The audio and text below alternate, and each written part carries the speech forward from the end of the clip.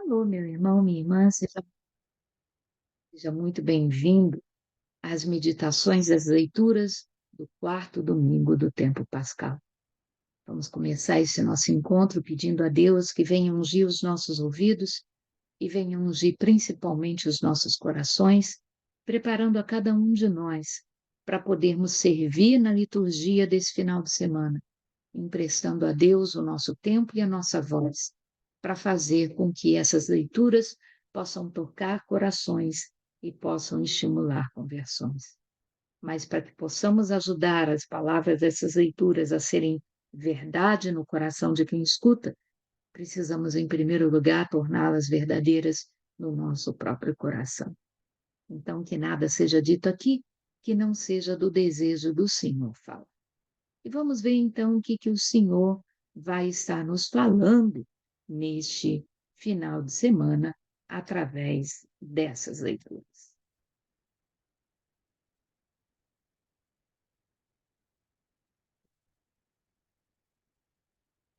Então, as leituras do quarto domingo do tempo pascal. A primeira leitura é tirada do livro do Ato dos Apóstolos, no capítulo 4. Para a gente contextualizar um pouquinho o que vamos ouvir, Pedro e João foram até o templo. Quando eles estavam entrando no templo, eles viram um paralítico que pedia esmola. E eles então se voltam para aquele paralítico e dizem para ele: ouro e prata eu não tenho, mas o que eu tenho eu te dou.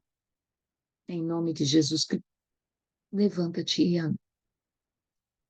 E imediatamente aquele paralítico se levantou e saiu dali cantando e louvando e agradecendo a Deus.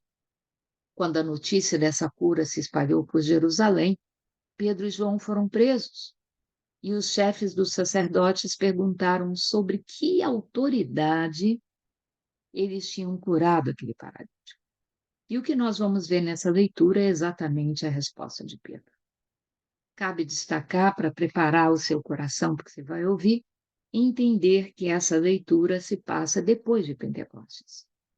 Nós vimos, durante a paixão de Jesus, na Semana Santa, o Pedro covarde, que foi capaz de negar Jesus até mesmo para uma escrava, que não tinha poder de lhe fazer mal nenhum. Agora nós estamos vendo um outro Pedro. O Pedro que foi inundado pela unção do Espírito Santo de Deus, que retira o temor, que retira a covardia e que nos capacita para servir a Deus. Vejamos então o que Pedro responde para os sacerdotes quando é perguntado sobre que autoridade ele tinha feito aquela coisa. Naqueles dias, Pedro, cheio do Espírito Santo, disse: chefes do povo e anciãos, hoje estamos sendo interrogados por termos feito bem a um enfermo e pelo modo como foi curado. Ficai, pois, sabendo todos vós e todo o povo de Israel, é pelo nome de Jesus Cristo de Nazaré, aquele que vós crucificastes e que Deus ressuscitou dos mortos, que este homem está curado diante de vós. Jesus é a pedra que vós, os construtores, desprezastes, e que se tornou a pedra angular. Em nenhum outro há salvação, pois não existe debaixo do céu outro nome dado aos homens, pelo qual possamos ser salvos. Essas são para nós palavras do Senhor. Veja então a diferença de Pedro, que se volta agora não mais para uma mera escrava, mas para os próprios chefes e anciãos do povo, dizendo para eles: vocês me perguntam sobre que autoridade eu curei esse homem? Eu digo para vocês, vocês estão me interrogando por terem feito o bem para alguém. E essa estranheza de Pedro é algo que eu compartilho, meus irmãos. Vejam, Pedro não estava cometendo um crime, ele estava fazendo bem na vida de alguém que estava precisando. Talvez na vida de alguém que nunca tenha tido na sua vida a oportunidade de experimentar alguém preocupado em fazer o bem para ele. alguém que certamente para conseguir alguma coisa tinha que se humilhar, tinha que implorar, tinha que mendigar, e no entanto chegam lá esses servos de Cristo diante dele, olham para ele, amam esse homem, se importam com o sofrimento dele e então, em nome de Jesus Cristo, curam aquele homem. E esse bem, ao invés de ser algo que devia ter provocado alegria em toda Jerusalém, é, na verdade, motivo pela qual esses dois servos de Cristo são presos. Estranho isso, né? Mas não é muito diferente do que nós muitas vezes vemos na nossa época. Quantas vezes nós vemos as leis que deveriam ter sido feitas para proteger o inocente e punir os criminosos, parece que estão sendo usadas para fazer exatamente o contrário. Muitas vezes o inocente que foi lesado acaba respondendo muito mais severamente do que o criminoso que tentou abusar desse inocente, né? Mas Pedro, então, cheio dessa autoridade, diz: Eu digo para vocês, ficai sabendo que foi em nome de Jesus Cristo a quem vós crucificastes e que Deus ressuscitou dos mortos. É por causa desse nome que esse homem foi curado. Por quê? Porque ele é a pedra que vós, construtores, desprezastes e que Deus transformou numa pedra angular. O que Pedro está dizendo é: vós, chefes dos sacerdotes, anciãos, deveriam ser aqueles que deveriam estar construindo templos de fé no meio do povo. E, no entanto, vocês que deviam estar edificando o reino de Deus nesse mundo, rejeitaram aquela pedra que o próprio Deus considera como sendo a pedra fundamental, a pedra que dá sustentação a toda edificação. E foi em nome dele, porque não há sobre a face da terra nenhum outro nome pelo qual nós sejamos salvos. É maravilhoso ver esse Pedro, esse Papa, esse chefe da igreja. Nós, muitas vezes, ao longo da vida pública de Jesus, olhando ele caminhar com aqueles 12 discípulos quase analfabetos, homens cabeça duras, homens de difícil entendimento, e falávamos assim: ai, será que Jesus não podia ter escolhido alguém melhor? E, no entanto, aqui a gente vê esse testemunho de Pedro. Por que que os autores bíblicos dizem que Deus olha o coração e não a aparência? Talvez nenhum de nós escolhesse Pedro, mas que bom que quem fez a escolha foi Jesus. Porque Jesus olha para a alma e não para o exterior. E se nossa igreja teve condição de crescer nos seus primeiros tempos, logo após a ascensão de Jesus, é exatamente porque ele deixou aqui um Pedro. E ele prometeu que nunca faltaria esse Pedro à frente da sua igreja. E por esse Pedro, nós somos gratos, por alguém que é capaz de defender o nome de Deus, o nome que é o único pelo qual nós seremos salvos. Nós sabemos o que aconteceu depois. Por causa dessa frase de Pedro, eles foram chicoteados antes de serem liberados. Mas eles saíram dali vibrando de alegria por terem sido considerados dignos de sofrer por causa do nome de Cristo. O Salmo responsorial fala exatamente dessa pedra angular. A pedra que os pedreiros rejeitaram tornou-se agora a pedra angular. Dai graças ao Senhor porque Ele é bom, eterna é a sua misericórdia. É melhor buscar refúgio no Senhor do que pôr no ser humano a esperança. É melhor buscar refúgio no Senhor do que contar com os poderosos desse mundo. Dou graças ao Senhor porque me ouviste e vos tornaste para mim um Salvador. A pedra que os pedreiros rejeitaram tornou-se agora a pedra angular. Pelo Senhor é que foi feito tudo isso. Que maravilhas Ele fez aos nossos olhos. Bendito seja o nome do Senhor, aquele que em seus átrios vai entrando. Vós sois meu Deus, eu vos bendigo e agradeço. Vós sois meu Deus, eu vos exalto com louvores. Dai graças ao Senhor, porque Ele é bom, eterna é a sua misericórdia.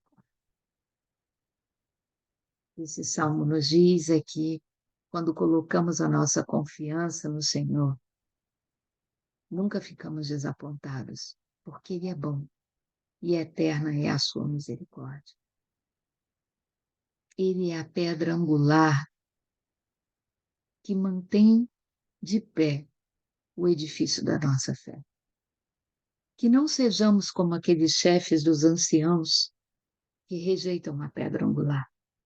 Que possamos ter olhos que veem e ouvidos que escutam, para perceber que é em nome desse Jesus Cristo de Nazaré que todos nós seremos salvos. Que Ele possa, como curou aquele paralítico do templo, curar a nossa paralisia, os nossos medos, a nossa preguiça, as nossas dúvidas, as nossas incertezas, os nossos vacilos. E se tornar na nossa vida essa pedra angular. E aí seremos felizes, porque eterna é a sua misericórdia. A segunda leitura é tirada da primeira carta de São João e diz assim: Caríssimos, vede que grande presente de amor o Pai nos deu, de sermos chamados filhos de Deus. E nós o somos. Se o mundo não nos conhece, é porque não conheceu o Pai. Caríssimos, desde já somos filhos de Deus, mas nem sequer se manifestou o que seremos. Sabemos que quando Jesus se manifestar, seremos semelhantes a Ele, porque o veremos tal como Ele é. Essas são para nós palavras do Senhor. Linda essa leitura, meus irmãos, e o que ela tem a ver com a primeira leitura? A pedra que os pedreiros rejeitaram se tornou pedra angular. Ou seja, o próprio Filho de Deus passou no meio de nós fazendo bem, e aqueles que deveriam ser as antenas de Deus para o mundo não souberam perceber que era o Senhor que estava no meio de nós. E rejeitaram essa pedra. Mais do que rejeitaram, mataram essa pedra. E Deus a ressuscitou dos mortos. Mas nem essa ressurreição abriu os olhos daqueles cegos. No entanto, segundo São Pedro, essa pedra que os construtores não souberam reconhecer se tornou a pedra angular. E aí São João vai nos dizer agora: vede que grande presente nós recebemos de Deus. Nos tornamos filhos adotivos dele. Em Jesus Cristo somos chamados filhos de Deus e muito apropriadamente, porque nós o verdadeiramente somos. Se o mundo ainda não percebeu que você é filho de Deus, não estranhe, porque eles também não perceberam que Jesus era filho de Deus quando ele passou por aqui. É isso que São João está dizendo. Se o mundo não nos conhece, é porque não conheceu o Pai. Não conheceu sequer que o Filho unigênito desse Pai tinha estado aqui no nosso meio. Então, não fique desolado se essa sua filiação divina não é percebida. Porque mesmo que o mundo não reconheça, você sabe no seu coração que você é filho de Deus. E isso vai ficar um dia muito claro para mim. Claro para você e claro para o mundo inteiro. Quando esse dia chegar, quando Jesus se manifestar, nós seremos tão semelhantes a Jesus que será impossível negar que somos filhos de Deus. Por quê? Porque olhar para nós e olhar para Cristo é enxergar o mesmo rosto. É isso que o Espírito Santo tem vocação de fazer em nós. São Paulo, na 1 Coríntios 3,18, diz que todos nós devemos refletir como num espelho o rosto glorioso de Cristo.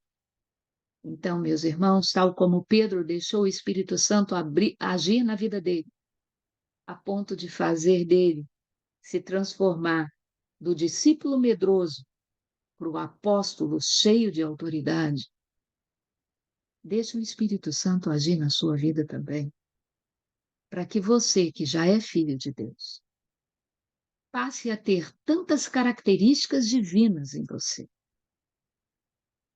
que olhar para você é enxergar a ação de Deus. Essa é a vocação de todos. E no Evangelho, uma das passagens bíblicas mais lindas de todas, do Evangelho de São João, no capítulo 10, onde Jesus vai se apresentar como o bom pastor. Vamos lá. Naquele tempo, disse Jesus: Eu sou o bom pastor. O pastor dá a vida por suas ovelhas.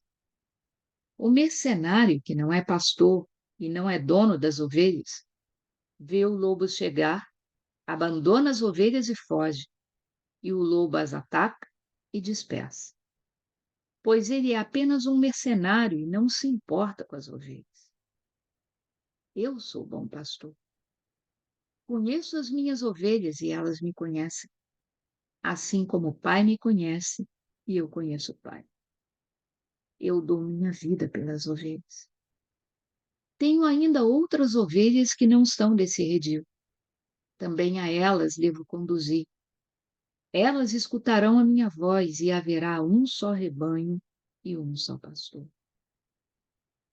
É por isso que o Pai me ama, porque dou a minha vida para depois recebê-la novamente. Ninguém tira a minha vida. Eu a dou por mim mesmo. Tenho o poder de entregá-la e tenho o poder de recebê-la novamente. Essa é a ordem que eu recebi do meu Pai. Palavra da salvação. Maravilhosa essa passagem. Jesus é o pastor. E quem é ovelha de Deus reconhece a voz desse pastor. E esse pastor conhece essa ovelha. E não precisa ninguém dizer para esse pastor quem essa ovelha é ou qual é o nome dela. Os anciãos não conheciam o nome daquele que salva. E precisou Pedro revelar. O seu nome você não precisa contar para Jesus. Ele sabe qual é o seu. Será que você sabe o nome dele? Quem é Jesus para você? Ele sabe quem você é para ele. Mas talvez você ainda não tenha percebido quem ele é. Ele é esse bom pastor. E o que significa assumir Jesus como bom pastor na sua vida? Significa assumir alguém que está disposto a morrer por você. Porque é isso que ele diz nessa leitura. Se fosse não Jesus, mas um mercenário tomando conta do rebanho, onde você é uma das ovelhas, e um lobo se aproxima, esse mercenário não é o dono da ovelha? Você é apenas mais uma ovelha para ele. Então, diante da ameaça do lobo, esse mercenário, que não é bobo nem nada, dá no pé. E esse lobo, então, tem a oportunidade de atacar, de matar as ovelhas, de dispersar ovelhas. E ele faz isso porque ele não se importa. Mas o bom pastor, esse conhece as ovelhas pelo nome e dá a vida. A vida não é tirada. Não foi Pilatos que tirou a vida de Jesus. Ninguém pode tirar a vida de Jesus. Ele tem poder de entregar a vida. e tem poder, inclusive, de retomar essa vida depois de um. Então, na verdade, é bom que esse evangelho do bom pastor tenha acontecido antes da morte de Jesus em Jerusalém. Porque aí você vê que, na verdade, Jesus já sabia que ia morrer e já tinha anunciado que ia morrer e queria ressuscitar. Mas ainda assim ele vai lá para Jerusalém. Ainda assim ele se deixa prender. Ainda assim ele se deixa matar.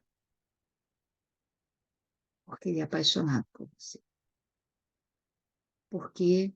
Porque salvar você é a missão que ele abraçou na sua vida. Ele é o bom pastor. E o sonho dele como bom pastor é um dia ver um único rebanho, um único pastor. E daí fica o apelo. Há ainda outras ovelhas que não estão nesse redil e eu devo ir buscá-las. Mas muitas vezes Jesus não vai pessoalmente buscá-las. Manda você, em nome dele, buscar essas ovelhas. Como Pedro ficou aqui em nome dele. Então, para que você, revestido dessa autoridade, desta pedra angular, que é o bom pastor, você vá a essa ovelha que está perdida e diz: venha para o rebanho. O seu pastor faz questão de que você esteja lá. Ele te ama o suficiente para fazer o que for necessário para garantir que você estará nesse redil. Para você estar seguro, para você estar protegido, para nenhum lobo ter condição de se aproximar de você. Me responde então, meu irmão. Qual é a pedra que você vai escolher para fundamentar a sua casa? A pedra dos mercenários, que fogem diante da primeira dificuldade? Ou a pedra angular, que é Cristo, que te ama a ponto de dar a vida para salvar você? Jesus é o bom pastor. Essa é a verdade que precisa ser anunciada. Esse é o nome que precisa ser conhecido. Tal como ele nos conhece, ele quer ser conhecido por cada um de nós. Se você foi salvo por esse bom pastor, ele conta com você para ser instrumento de salvação para muitos ovelhas que ainda não estão nesse rede. Mas podem chegar lá, se você anunciar o evangelho, se você testemunhar a salvação que você tem. Amém? Tenha uma santa semana. Fique com Deus.